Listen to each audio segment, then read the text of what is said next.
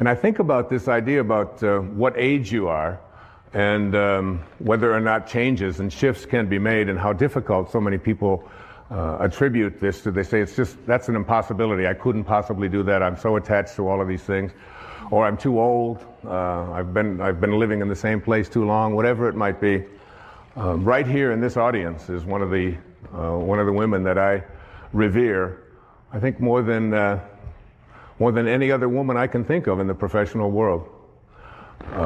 At the age of 60, she changed her thoughts, and her life changed dramatically.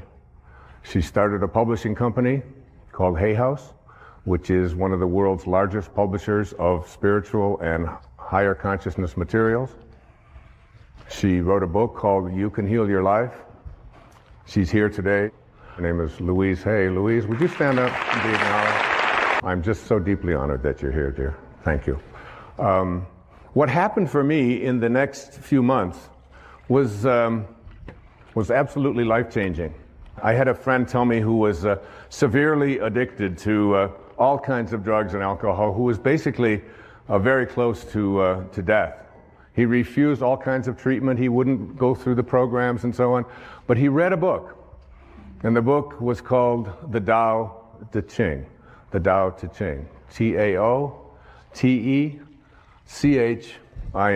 Tao Te Ching. Tao in ancient Chinese means the way, the great way.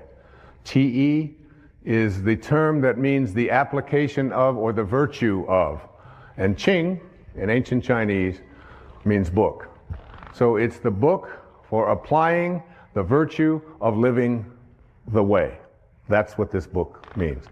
And he told me that, and I thought, I've heard of the Tao Te Ching, I've heard of Taoism, I'm familiar with that. I had read about it when I was in college. I'd even lectured a little bit about it when I was teaching at a university in New York City, at St. John's University. It was something that I had sort of a cursory awareness of. But it wasn't something that I was really profoundly interested in. I was watching a TV show one night, and someone talked about the Tao on there. I walk into a bookstore, and there's a copy of the Tao. This is all happening in the 6 months or so that between when I had left, and knowing that it was time for me to detach myself from all of the things that had been so much a part of my life and move on into a new area of my life. So I couldn't resist it any longer. And I said, I really want to read the Tao, and I'm going to take the next year, a full year. And in that year, what I would like to do is I would like to read each verse. There are 81 verses in the Tao Te Ching. You can read it in an afternoon, but you can study it for a lifetime. There was a great teacher who came many years after that. His name was Rumi, who was Jalaluddin Rumi, who was a great poet, a Persian poet in the 14th century. And he had a line. He said, "The day that you were born, a ladder was set up to help you to escape from this world." I believe that the Tao Te Ching and this thing that I have done, this change your thoughts, change your life effort that I spent 1 full year on every single day, doing exactly what I just said, is a ladder that will help you to return.